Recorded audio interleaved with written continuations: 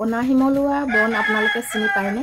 কণা শিমলুৱা আচলতে এজোপা লতীয়া জাতীয় বন। কণা শিমলুৱাই আমাৰ কিমান উপকাৰ কৰিব পাৰে আপোনালোকে জানেনে? কণা শিমলুৱা ঔষধি গুণ জানিলে আপোনালোকে আচৰিত হ'ব। নমস্কাৰ বন্ধু বান্ধৱীসকল, মই মৰমী। মোৰ ইউটিউব চেনেলটোলৈ আপোনালোক সকলোলৈকে স্বাগতম জনালোঁ। হয়, কণা শিমলুৱা গছ আপোনালোকে চিনি পায়নে?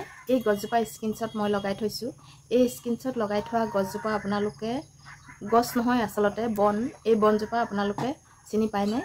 যদিও বা চিনি নাপায়, স্ক্ৰীনশ্বট ভালদৰে চাই লওক। এই বনজোপাৰ আচলতে আমাৰ মানৱ শৰীৰৰ বিভিন্ন ৰোগ প্ৰতিৰোধ কৰা ক্ষমতা আছে।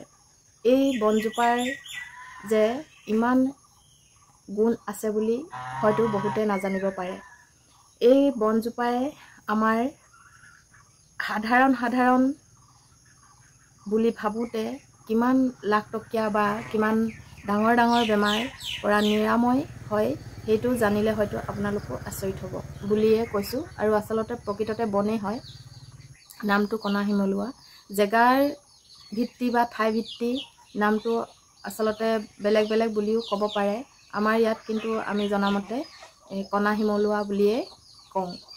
এই বনজোপাই প্ৰকৃততে আমাৰ মানৱ শৰীৰৰ ভালেকেইটা ৰোগ নিৰাময় কৰে। 1 নম্বৰতে হৈছে যিসকল মানুহৰ পেচাবৰ সমস্যা হয়, তেওঁলোকে এই বনজোপা এমুঠিমান ছিঙি আনি লাই শাক ভজাৰ দৰে ভাজি খালে পেচাবৰ সমস্যাৰ পৰা মুক্তি পাব পাৰে।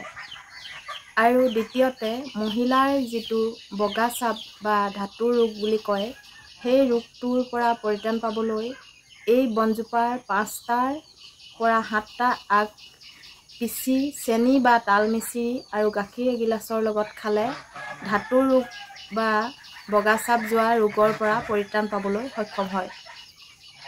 আৰু এই বনজোপা হৈছে এজোপা গাঁঠি লগা জইন হোৱা। আৰু এই বনজোপা হাড় ভাঙিলে হাড় যোৱা দৰৱ হিচাপেও ব্যৱহাৰ কৰিব পাৰে। এই বনজোপাৰ জুইয়ে পুৰিলে পিচি প্ৰলেপ সানিলেও তাত ঠাণ্ডা পোৱা দেখা যায়। এইকেইটাৰ পৰা উপশম পাবলৈ সক্ষম হয় এই বনজোপাৰ পৰা। সেয়েহে মই এই বনৌষধি বনজোপা আপোনালোকৰ আগত চিনাকি কৰি দিলোঁ যে ঘৰুৱাভাৱে কিছু আপোনালোকে সহজতেই নিজৰ দেহাটোৰ প্ৰতি লক্ষ্য ৰাখি নিৰোগী কৰি ৰাখিবলৈ এই বনজোপাৰ আপোনালোকৰ উপকাৰ নিশ্চয় হ'ব বুলি ভাবিলোঁ। সেয়েহে মই আপোনালোকৰ আগত এই ভিডিঅ'টো প্ৰস্তুত কৰিলোঁ। আৰু যদি ভাল লাগে লাইক, কমেণ্ট, শ্বেয়াৰ কৰিবলৈ নাপাহৰিব। আৰু যিসকলে ফেচবুকত চাইছে তেওঁলোকে পেজটো ফ'ল' কৰি দিব। আৰু যিসকলে ইউটিউবত ছাবস্ক্ৰাইব কৰা নাই তেওঁলোকে ছাবস্ক্ৰাইব কৰি কাষতে থকা বেল আইকনটো ক্লিক কৰি দিবলৈ নাপাহৰিব। আজিলৈ ভিডিঅ'টো ইমানে। আকৌ অন্য এটা ভিডিঅ' লৈ আপোনালোকৰ মাজত পুনৰ উপস্থিত হ'ম। ধন্যবাদ।